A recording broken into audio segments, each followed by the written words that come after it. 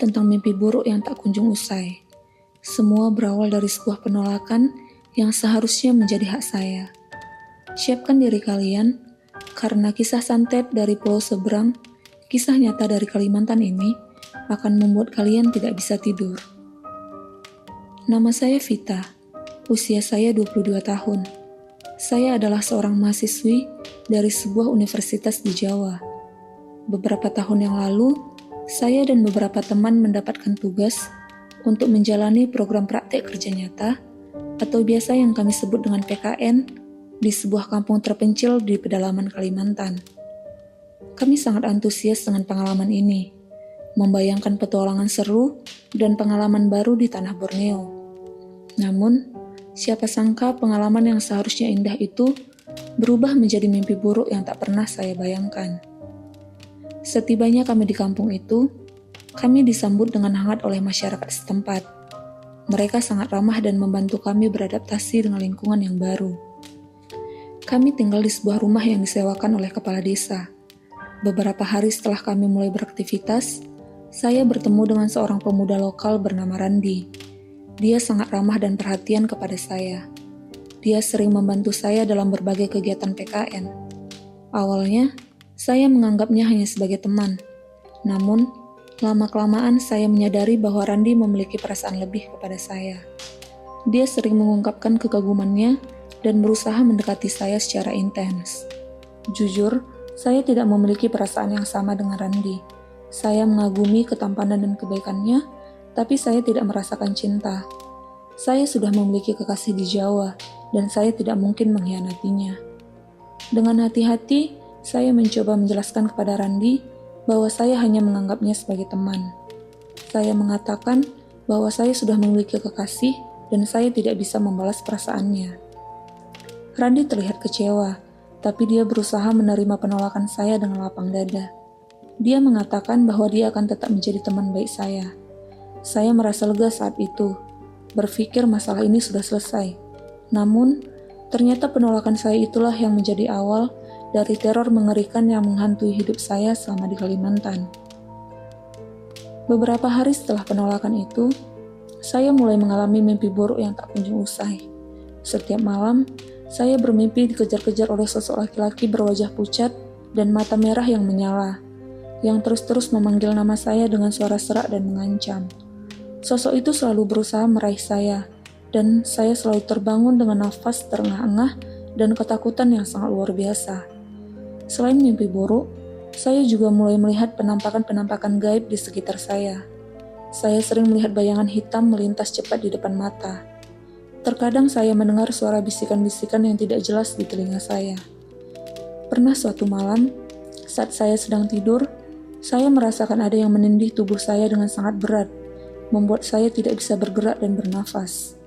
Saya mencoba berteriak, tapi suara saya tercekat di tenggorokan. Yang paling aneh, saya pernah mencium aroma bunga Kamboja yang sangat menyengat, padahal tidak ada pohon Kamboja di sekitar saya. Aroma itu selalu datang tiba-tiba dan membuat saya merinding. Saya menceritakan semua kejadian aneh ini kepada teman-teman saya, tapi mereka tidak percaya. Mereka pikir saya hanya kelelahan dan terlalu banyak pikiran. Mereka menyarankan saya untuk istirahat yang cukup dan tidak terlalu memikirkan hal-hal yang tidak masuk akal. Namun, saya tahu apa yang saya alami ini bukan sekedar mimpi buruk biasa atau halusinasi. Saya merasakan ada kekuatan jahat yang sedang mengganggu saya. Teror itu tidak hanya berhenti di mimpi buruk dan penampakan gaib. Yang paling parah, tubuh saya mulai sakit-sakitan aneh yang tak terdeteksi secara medis. Saya sering merasakan nyeri hebat di bagian perut, seperti ada yang meremas-remas dan nusuk-nusuk dari dalam. Saya juga sering mengalami sakit kepala yang luar biasa, seperti ada yang memukul-mukul kepala saya dengan palu. Badan saya terasa lemas dan pegal-pegal yang luar biasa, seolah energi saya terkuras habis. Nafsu makan saya hilang total, dan berat badan saya turun drastis dalam waktu yang singkat. Saya sudah berobat ke puskesmas terdekat, bahkan sampai ke dokter di kota. Dokter melakukan berbagai pemeriksaan, tapi semua hasil menunjukkan saya sehat secara medis. Mereka tidak bisa menemukan penyebab dari penyakit saya. Mereka hanya bisa memberikan obat pereda nyeri, tapi itu tidak menghilangkan rasa sakitnya.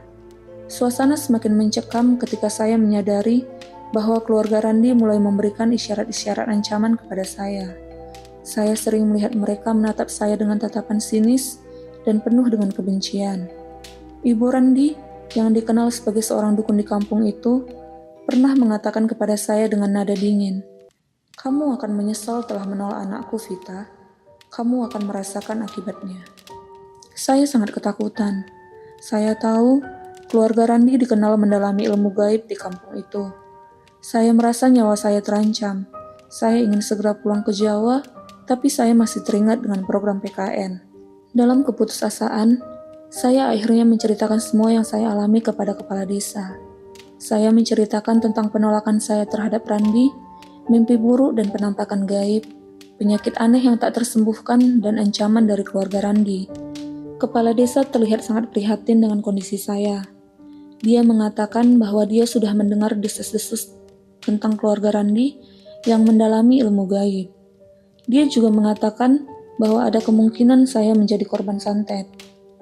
Kepala desa kemudian menyarankan saya untuk mencari pertolongan spiritual.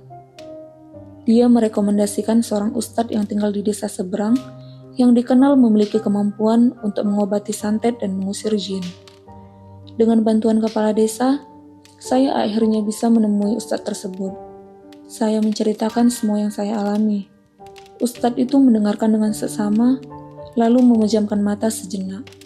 Setelah itu, dia membuka mata dan menatap saya dengan tatapan prihatin. "Nak Vita, apa yang menimpamu ini adalah ulah santet dari pulau seberang," kata ustadz itu dengan suara tenang namun tegas. Santet ini dikirimkan oleh pemuda yang sakit hati karena cintanya ditolak dengan bantuan keluarganya yang memiliki ilmu hitam.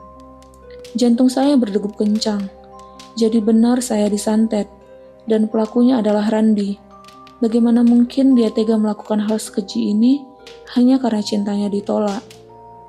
Ustadz itu menjelaskan bahwa santet ini dikirimkan dengan tujuan menghancurkan hidup saya secara perlahan. Jin-jin yang dikirimkan bertugas mengganggu mental dan fisik saya, membuat saya sakit, ketakutan, dan putus asa. Ustadz itu kemudian memulai proses pengobatan. Beliau membacakan ayat-ayat suci Al-Quran dan doa-doa khusus di dekat saya. Saat beliau membaca, saya merasakan hawa panas yang luar biasa di seluruh tubuh saya, seperti terbakar dari dalam. Perut saya terasa sangat nyeri, dan saya mulai muntah-muntah cairan aneh berwarna hitam. Saya menjerit kesakitan. Tubuh saya kejang-kejang hebat, dan saya sempat meracau dalam bahasa yang tidak saya mengerti. Kepala desa dan beberapa warga memegangi saya erat. Mereka terlihat sangat khawatir. Ustadz itu menjelaskan, itu adalah reaksi dari jin-jin santet yang berusaha keluar dari tubuh saya. Proses ini sangat menyakitkan, berlangsung selama berjam-jam di pertemuan pertama, dan terus berlanjut di beberapa pertemuan berikutnya. Saya harus menahan rasa sakit yang luar biasa. Selain pengobatan langsung, Ustadz itu juga memberikan saya beberapa amalan doa yang harus saya lakukan setiap hari, seperti sholat tahajud, membaca surat Yasin, berzikir, dan membaca ayat kursi setiap saat. Beliau juga memberikan air ruqyah untuk diminum dan disiramkan ke tubuh saya. Beliau menekankan pentingnya keyakinan penuh, kesabaran, dan keikhlasan kepada Allah dalam menghadapi cobaan ini. Saya melakukan semua itu dengan tekun, meskipun saya sangat takut dan merindukan keluarga saya yang di Jawa. Saya bertekad untuk sembuh dan bisa kembali pulang dengan selamat. Perlahan tapi pasti, semuanya mulai ada perubahan. Setelah beberapa minggu rutin berobat dan beribadah, kondisi saya mulai membaik. Nyeri di perut dan sakit kepala saya berkurang drastis. Saya tidak lagi muntah-muntah, dan saya mulai bisa tidur dengan nyenyak. Mimpi buruk dan penampakan gaib itu perlahan menghilang. Saya merasa lebih kuat dan bersemangat. Saya menyelesaikan program PKN saya dengan baik, meskipun dengan hati-hati. Akhirnya, waktu kepulangan saya tiba. Saya sangat bersyukur bisa meninggalkan Kalimantan dengan selamat. Saya tidak pernah lagi bertemu dengan Randi atau keluarganya. Saya tidak tahu apa yang terjadi pada mereka, tapi saya yakin karma itu pasti ada. Kisah ini adalah pengingat yang sangat pahit, tapi juga pelajaran yang sangat berharga bagi saya. Saya belajar bahwa ilmu hitam itu nyata dan bisa sangat berbahaya.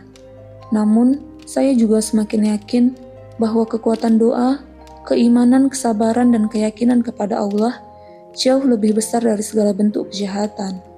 Selalu mendekatkan diri kepadanya, karena hanya Dia yang bisa memberikan perlindungan sejati dari segala bahaya yang terlihat maupun tidak terlihat.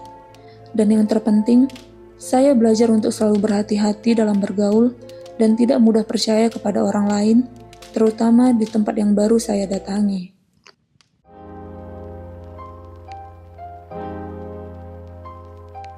Jangan lupa klik tombol berlangganan atau share ke teman kalian. Terima kasih, sampai bertemu di siniar berikutnya.